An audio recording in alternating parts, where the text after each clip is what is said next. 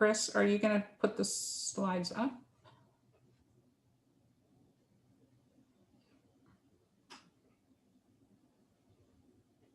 Thank you.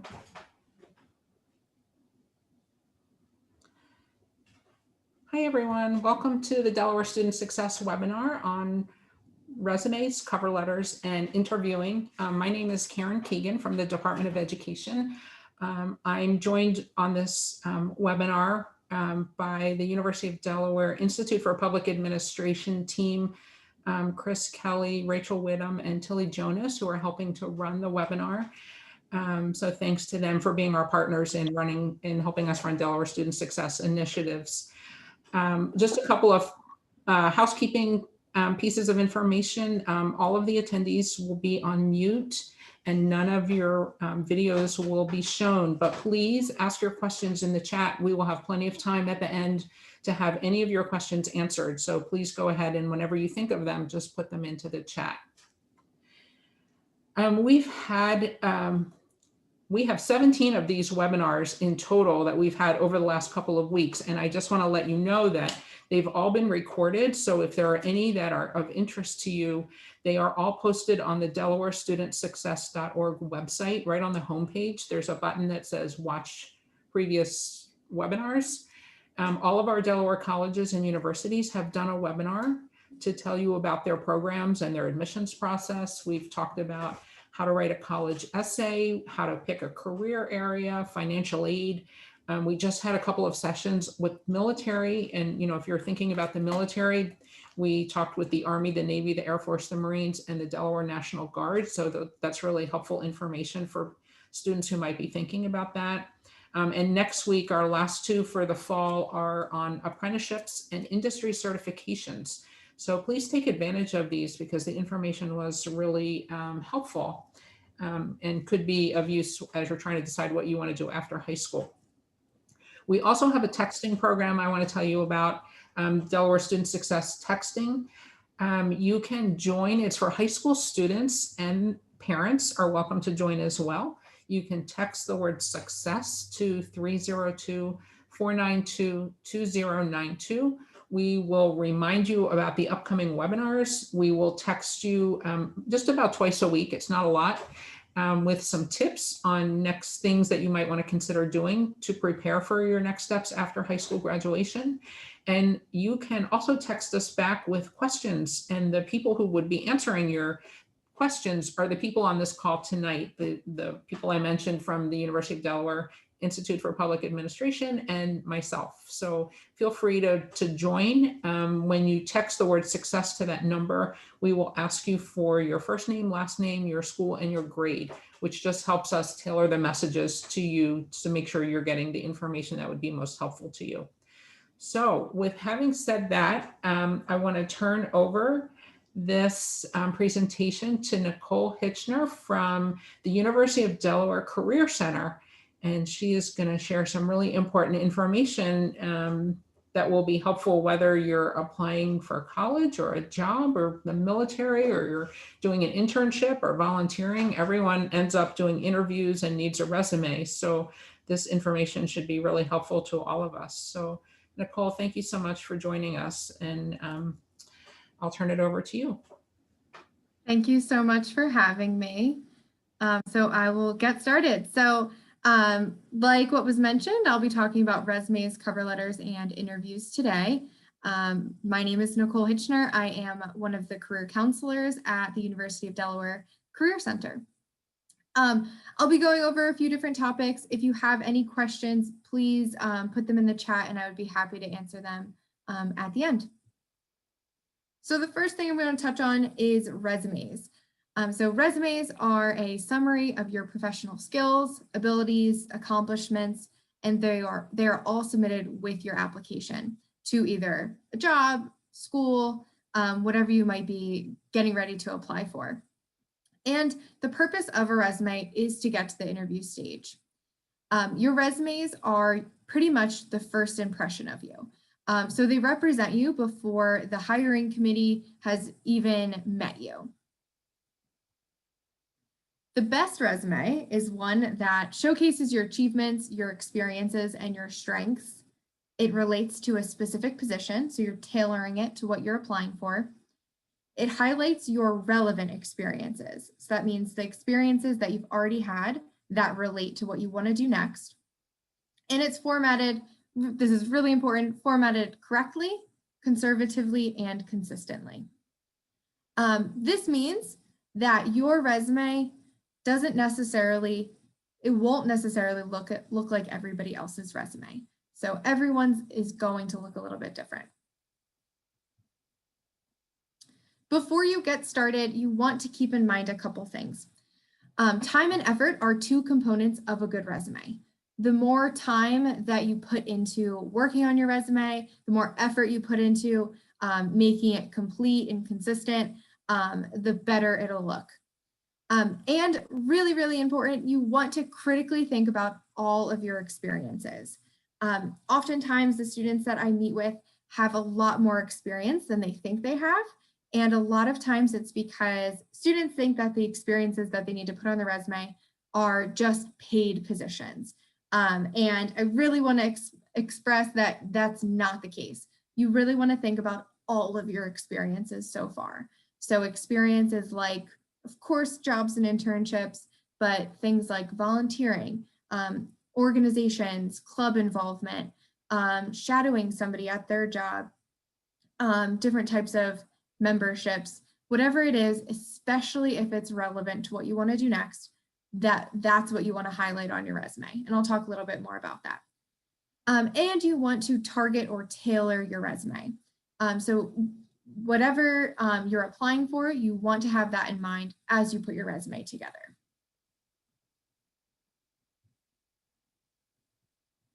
So to go over the anatomy of a resume. So like I mentioned, everybody's resume is going to look a little bit different, but there are some specific things that you'll want to include in your resume and some things that you can move around. So no matter what you're applying for, you want to start off your resume with a header. So that includes your name, big and bold. It needs to be at the top of your resume. Everybody needs to be able to see that. And also your phone number, your email address. If you have a LinkedIn account, you want to put that in there. And if you might have some other kind of professional website, that will go in your header too.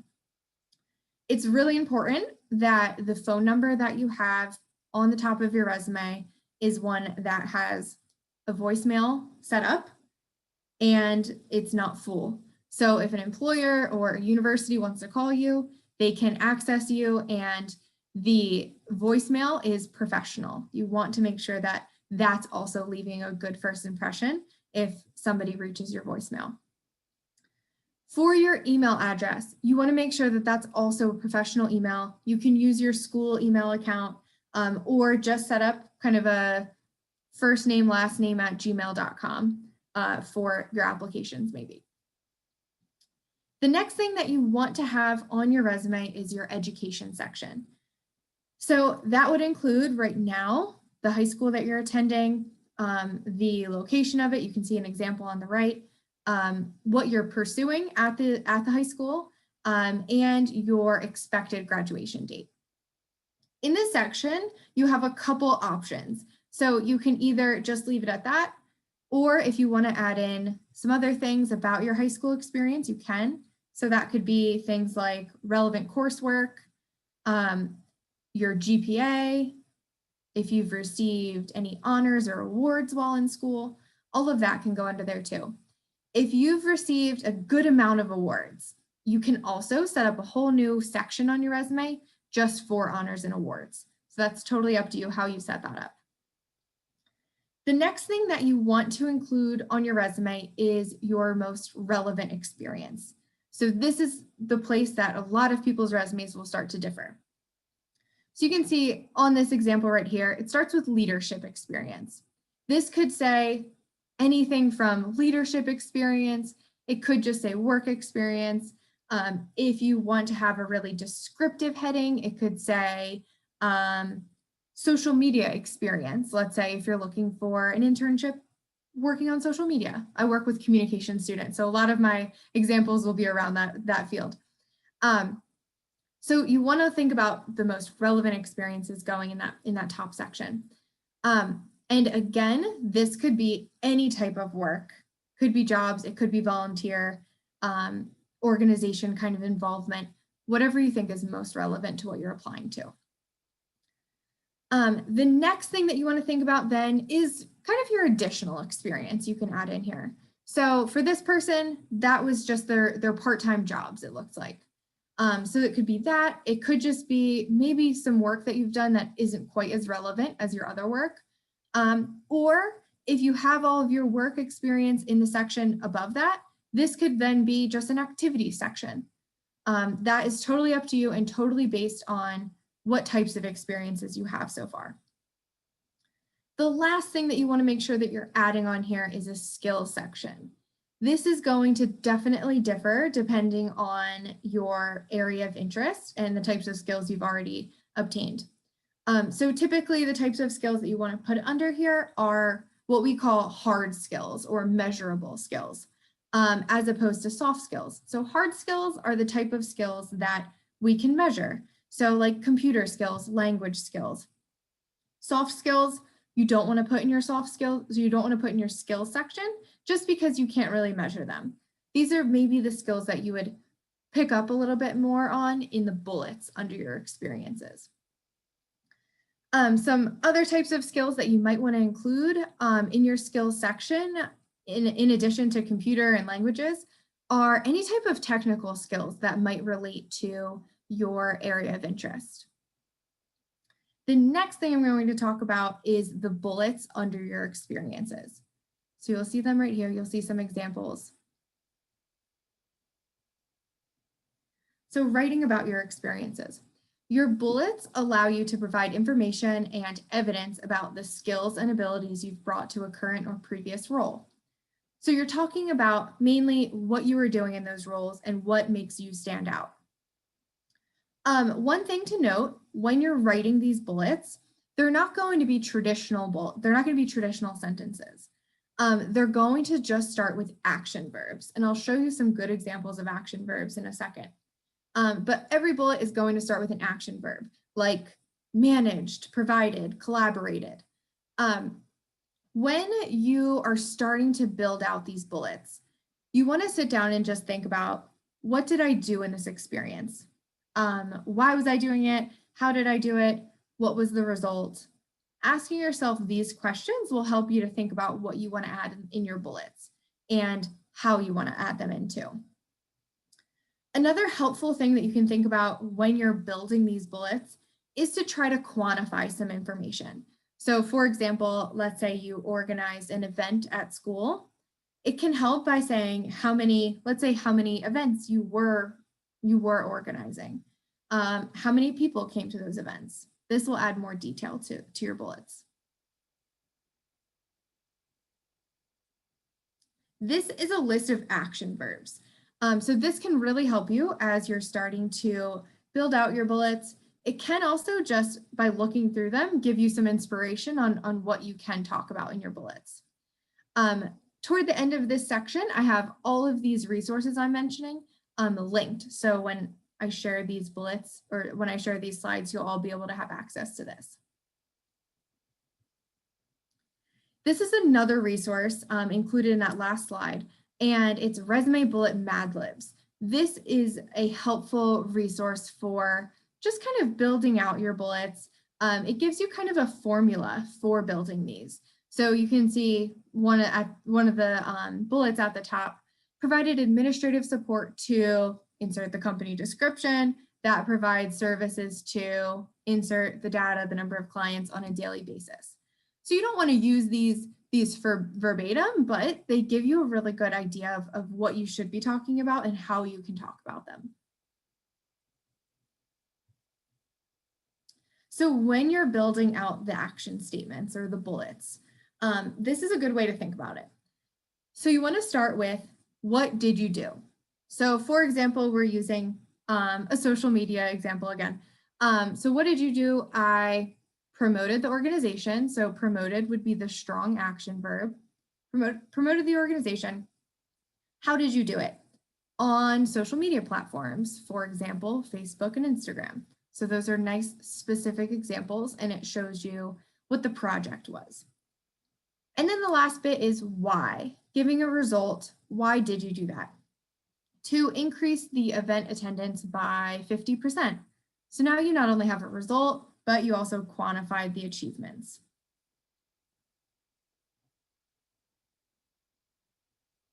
Some resume tips. So one thing that I always encourage students to do is to create a master resume.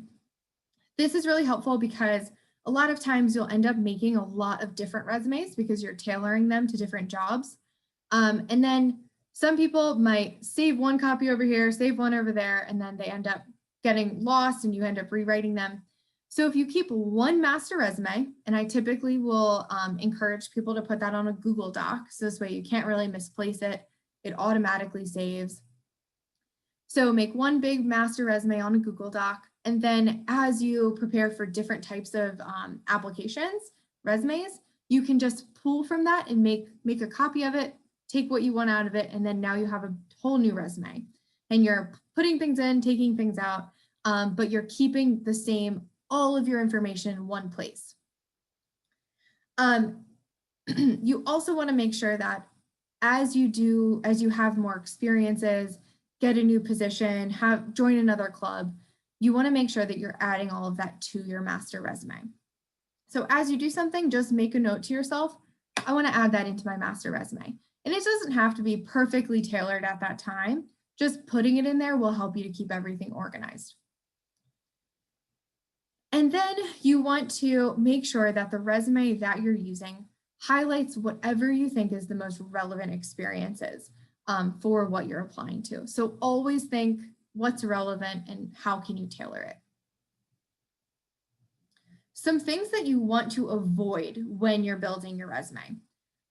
Objectives. So if you're looking up resumes online, you'll see a lot of sample resumes on the internet will have objectives. That's something that we don't really use anymore. So don't worry about an objective. As you get more and more experience down the line, you might want to have something called a professional statement maybe, or a professional summary at the top of your resume. And that will be just summarizing all of your years of experience. But that's not something that any of you have to worry about just yet. Another thing that you want to focus on is in your heading, you don't need your specific address. Just city and state is fine. You don't need a street address or a zip code in there. Another thing you want to make sure that you aren't putting on your resume is pictures. No pictures, no headshots. You don't want to include anything too personal about yourself. So this is supposed to focus on really just your experiences.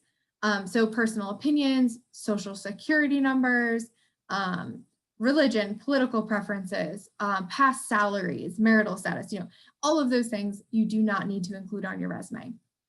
And one other thing that you don't want to include is using personal pronouns. So in your bullets, you're not saying, I promoted this event. You're just saying promoted the event. You're not using my to describe something. So no I, me, my uses. Another thing you might see on resumes is references available upon request. So you'll see this on maybe samples that you see online. So references available upon request is not something you have to include anymore. If an employer or a college or university asks you for references, then you'll just provide them. You don't have to worry about including that on your resume. You want to be careful to not exaggerate your experiences. You want to highlight all of the great things that you've done, but you still want to stay accurate and honest about them. You also want to avoid using different templates. So I've mentioned a couple of things that you might see on different templates online. So the best thing to do is to just avoid templates that you see. We provide templates on our website, and I would say you can use those definitely because they're just on a Word document. You can edit them. They're really just neatly and cleanly laid out. But a lot of templates that you'll see when you're looking up templates on the internet, they have a lot of colors. They'll have different boxes in them, and that just makes it really hard to put as much information as you want into it. And it's really, really hard to edit them after you want to make changes. So best way to do it is to just kind of start off with a clean piece of paper and then edit it from there. I mentioned skills. So these are just some examples of soft skills that you want to stay away from. So make sure you're just putting hard skills in those skill sections. Of course, leaving typos out of it. You want to make sure that you are reviewing your resume multiple times, have somebody else review it for you, have your parents, your counselors, your teachers review it. You want to make sure you get as many eyes on it. So this way you're avoiding any types of typos. For right now, you also want to make sure that your resume is just one page. Over time, depending on the industry that you're in, how many years of experience you've been in your field, you might have more than one page at that point. But for now, definitely just one page. And then last thing on here is color. So depending on the field that you're pursuing, let's say if it's a creative kind of field like social media, advertising, you have a little bit more leeway to have a more creative looking resume. If you're not in a creative kind of field or pursuing a creative kind of field, I would keep it just black and white, pretty simple. And these are the resources that I mentioned. We have resume samples and templates right on our website here. The action verbs and the resume bullet writing resources that I mentioned are also here. So you'll be able to see those when you look at your copy of the slides. The next thing I'm going to talk about is cover letters. So what is a cover letter? Cover letters show your interest in a position and showcase your writing abilities. They link your resume and background to the position, showcasing your knowledge of the employer and highlighting relevant skills. So some best practices for your cover letter. Your cover letters are going to address the employers that you're applying to. So you want to make sure that you are researching the employers. You definitely want to do research on the employers either way, just because you're applying to that position. But researching the employers gives you an idea a little bit more about the position, but also who specifically you want to be addressing this to. If you can, you ideally want to find the name of the person that either will be hiring you or the person maybe that would be your supervisor in this position. Because if you can address it specifically to them, that's the best. I'll give you some ideas of how else to address it if you can't find their name though. You want to make sure that you're identifying key skills that are desired in the posting. One way that you can do this is simply take the job posting, look at it, maybe take a highlighter or highlight it on your computer and just highlight the things that either you think are the most important parts of this job, maybe like the biggest tasks and duties, and then also highlight all of the things that you've already done.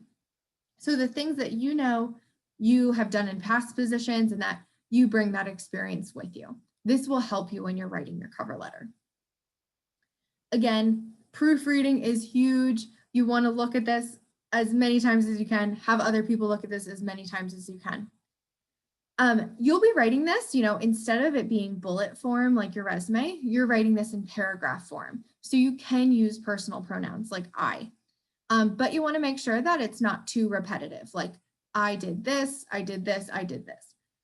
So add a little bit of texture in there. To make sure that everything is as consistent as possible, I always encourage students to use the same font as their resume.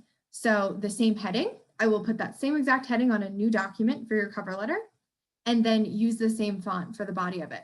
So this way, even if they're not together, they still look like they go together. And finally, you want to stay positive. So you might not feel like you have every skill that you need for this job, but you want to sound as positive as possible when you're applying for it. So stick to your experiences. definitely don't sell yourself short in this writing by saying something like, I don't have experience in this, but so just stick to what you can bring to the table. And you want to customize this. So your resume, you might use that same resume for a few different positions. For your cover letter, you want to make sure that you're customizing it every single time you use it. So these are the things that you're definitely customizing in it. Who you're writing it to, so the person that you're addressing at the top of it, the exact position and company when you mention it, why you're interested in this specific opportunity, and how you'll be an asset to this specific position or company. So you're talking about your relevant experiences in this. So depending on what the job is, you'll have different types of relevant experiences to it.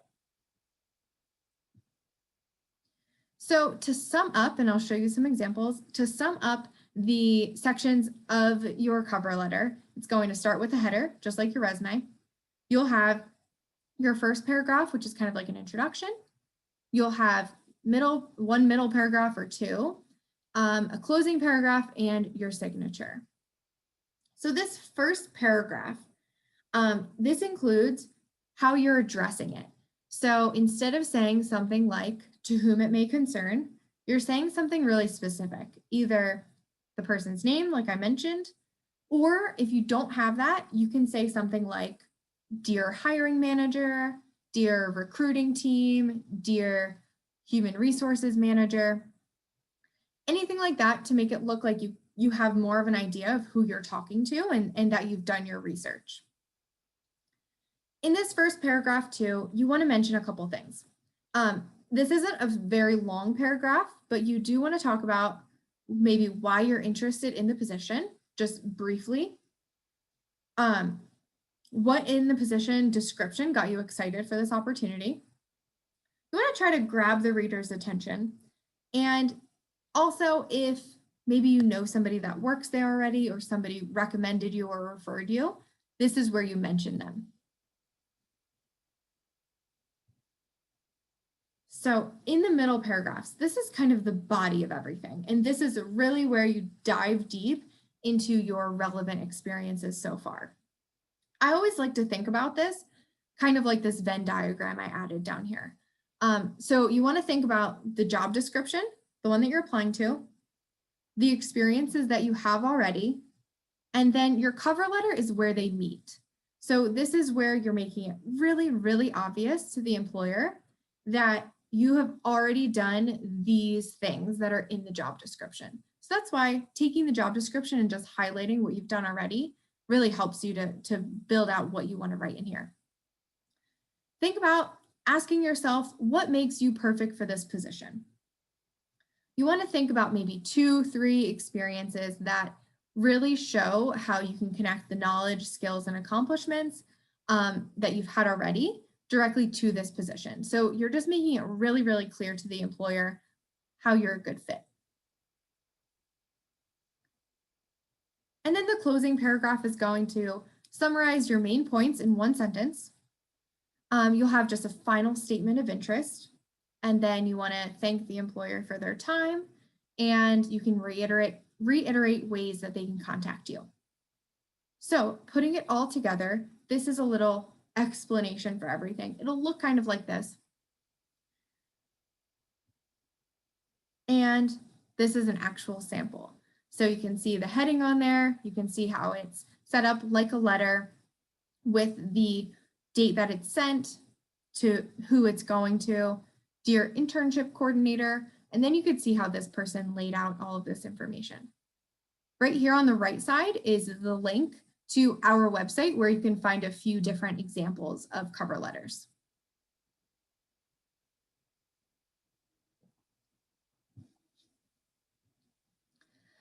So the next section that I'm going to talk about is preparing for different types of interviews. So some first thoughts on preparing for interviews. You want to make sure that you're doing as much research as possible and preparing for your interviews. knowing how to answer common questions and practicing just being comfortable in these types of situations will get you halfway through most interviews. Keep in mind, and this is a really important thing to kind of keep you from getting too nervous, interviews are two-sided. So both parties are doing the interviewing. You're interviewing for a position, a job, college, but they're also interviewing to see if, they're interviewing to see if you're a good fit, but you're also interviewing them to see if you actually want this position. And interviews show your competence with subject matter required for the position and your fit with the company. So as you want to make sure that you're researching, you're preparing, you know every aspect of this job. You have some summaries of some of the experiences you've had so far, and then you just want to be yourself. So now more than ever, virtual interviews are being used, and there's a few different types of virtual interviews out there. So I'm going to walk you through a couple different types of virtual interviews that you might encounter. There's live video interviews, there's live phone interviews, and then there's recorded video interviews. So the live video interview, when you're doing that, the live video interview is when you're on, let's say, a Zoom meeting with people that are interviewing you. It could be one person, it could be multiple people, but this is when you're in a live video conference. When you're doing that, you want to make sure that you're looking right at the camera. This is kind of the equivalent of making eye contact with the person that you're talking to. When you are picking where you're sitting, you want to make sure that you have just a clear blank background behind you. I'm going to talk a little bit about virtual backgrounds too, but you want to make sure it's clear, it's blank, there's nothing behind you that could make you look bad, nothing too personal or unprofessional behind you. You also want to, of course, have some good posture. Don't panic when tech issues happen. They have happened to all of us. The biggest thing, if there is an issue with the video, is just how you handle it. So if you're handling it calmly and confidently, professionally, then everything will be fine. You also want to keep an eye out for nonverbal cues. So as you're working with these people, keeping an eye out how they're reacting by their body language, the faces that they're making. Notes are okay to have. You don't want to be reading right from something, but it's okay to have notes next to you, and it's okay to take notes too. And of course, make sure that you have water ready. Recorded videos. In recorded videos, you want to give you an idea of what recorded videos are. Typically, you'll have a set account where you have questions asked and you'll have to answer them to the recording. So it's not a person that's right in front of you asking you questions, it's a recording that you're doing with the set questions. So you want to make sure that you're practicing your answer before pressing record if it's an option. Some systems will let you do a couple rounds of practice with those questions, and then you could do a final one. But you want to make sure you're well aware of what this will involve, and you do kind of your research, you ask questions beforehand. Since you won't have somebody asking you these questions or asking you to elaborate on things, you want to make sure that you're giving more detail than you typically would in a typical interview. Try to smile through the silence. It might feel uncomfortable or awkward for you, but just try to, smile, stay positive. Feel free to take breaks, and notes still okay to have, just don't look right at them as you're doing it, and you can take notes. For video backgrounds, when you're doing video interviews, you want to make sure that you're not using anything that's too distracting. You can practice what your background will look like. Typically through the Zoom settings, you could just take a look at how it will look. You want to make sure that you're testing your video, your sound, your microphone, your lighting. Make sure everything looks good, sounds good. Try to keep your camera at eye level. And avoid wearing the same color as your background. So if I was wearing this shade, I would blend right into my background. And try to avoid the virtual backgrounds. It's better if you can just have kind of a blank wall behind you for interviews.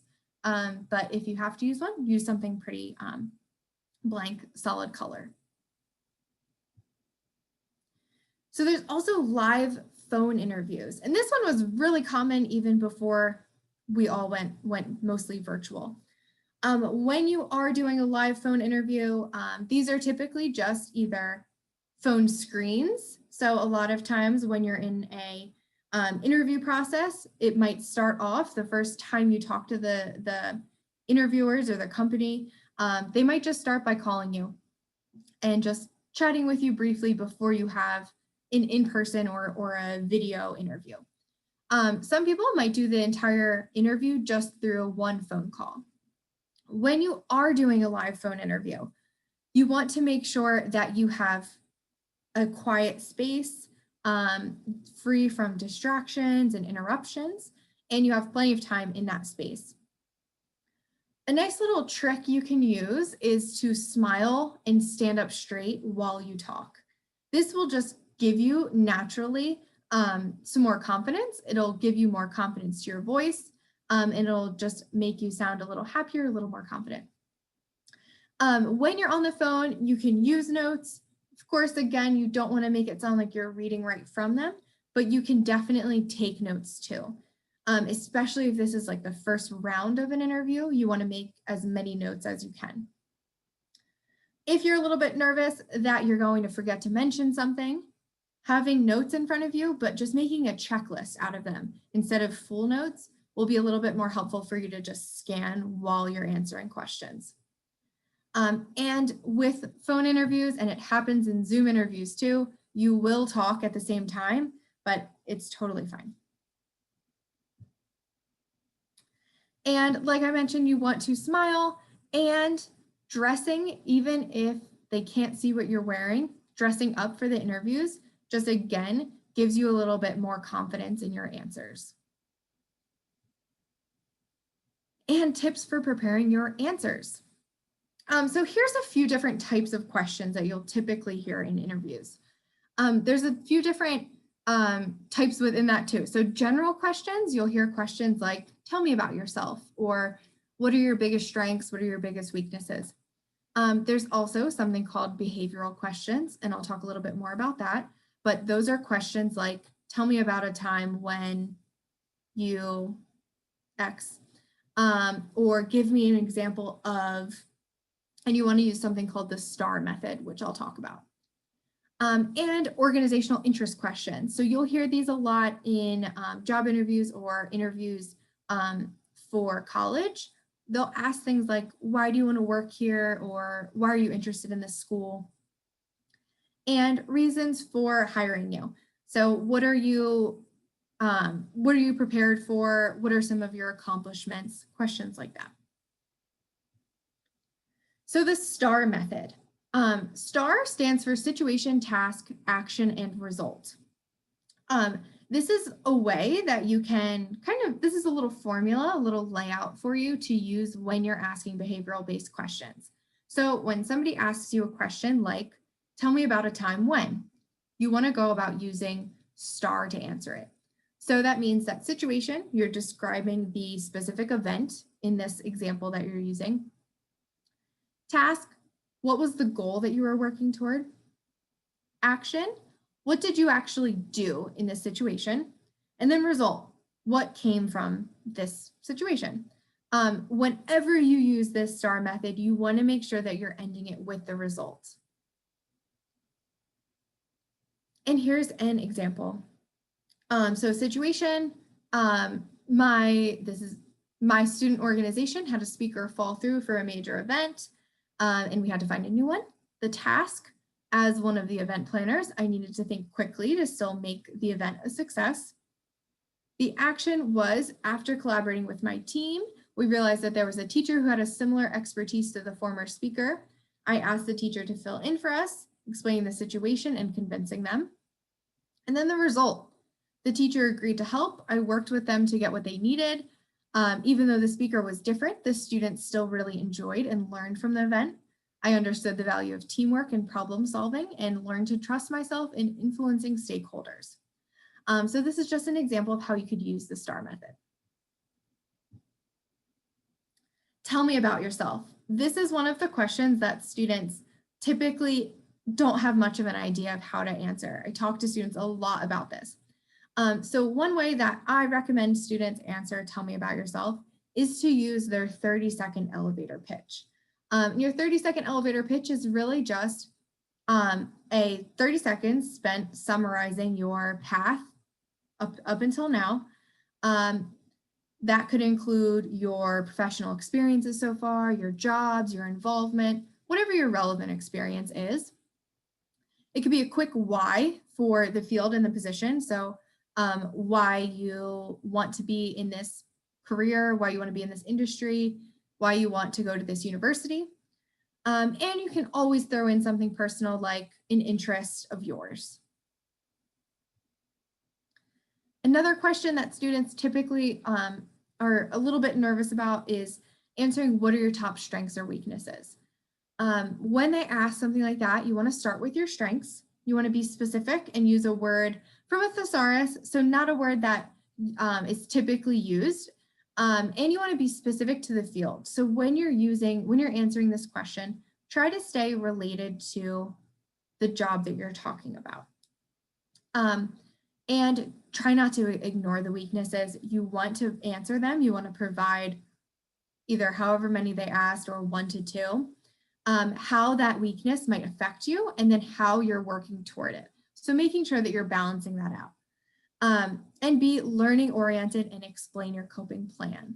It's really just a measure of how you're coping with the weakness and less about what specifically the weakness is. You just want to make sure that it's not a weakness that would completely take you out of the running for this position. And some general tips for interviewing. So you want to be concise, complete, and confident through practice. So concise, answer the root of the question as quickly as you can, and then you want to spend the remaining amount of time just proving that answer through examples, stories. Remember that interviewers want detail, even if it feels like you're talking for a long time. Give it 30 seconds. You want to draw from different types of experiences. So a lot of times when I'm talking to students, they struggle to give examples from maybe the one internship that they had, but it's totally fine to give examples from your part-time jobs, your organizations. A lot of times you have really good examples of hard work from those. When you're explaining things like your experience working for a certain organization, you want to make sure to remember that the interviewer doesn't necessarily know maybe what that organization is, what this event means. If you're using like abbreviations, you want to make sure you're explaining all of that so the interviewer fully knows what you're referring to. And just be confident. Practice makes perfect in this area. So the more that you practice doing practice interviews, the more you write out answers to possible questions, the more you practice in the mirror or by yourself, the more confident you'll feel. Okay, and that brings me to the end of this session. So I am ready for any questions. It looks like we have a few, I believe. Yeah, so we got one question in the chat so far from a student who's going for their first job, and they're saying that they don't have any relevant experience, and they're asking how they could do their resume. So I would try to focus on any types of experiences you've had so far. So if you've had any clubs, organizations, teams you've been on, just include any of those involvements. If you really don't have a ton of involvement either, you can use examples from class too. So if you have some relevant experience from some classes that you took, you can add class projects. You could add any other types of involvement, like different types of classes, different organizations, volunteer if you helped with something. one summer, anything like that, I would put on there for now, definitely.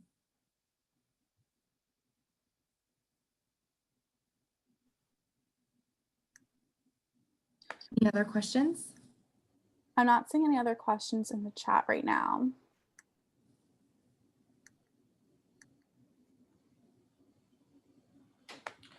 Let's give it just a minute or two in case anybody has any other questions. That was such a good, good presentation with so much helpful information.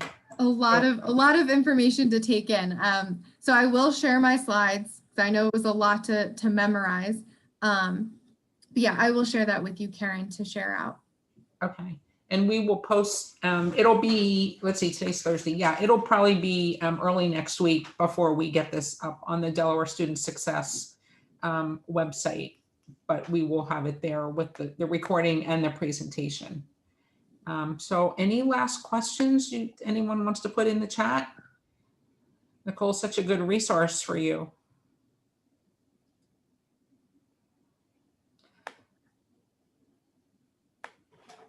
If not, okay, so I don't see anything in there at the moment. So Nicole, thank you so much for taking the time to share that information with us. We appreciate it. And thanks to everyone who joined. Remember to go check out the other webinars because there's some really good information out there. So have a good night, everyone. Thank you. Thank you.